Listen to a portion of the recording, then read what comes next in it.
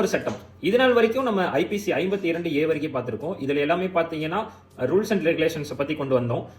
இப்போ வந்து பாத்தீங்கன்னா இன்னைக்கு நம்ம பார்க்கக்கூடிய சட்டம் ஐபிசி 53. இனி வரும் சட்டங்கள்ல பாத்தீங்கன்னா பனிஷ்மெண்ட்ஸ் பத்தி நம்ம அதிகமா பார்க்க போறோம். போர் அடிக்காது, கொஞ்சம் நமக்கு ஆர்வமா இருக்கும். இந்த ஐபிசி 53ல என்ன சொல்ல வராங்கன்னு பாத்தீங்கன்னா தண்டனைகளை வந்து விவரிக்கிறாங்க.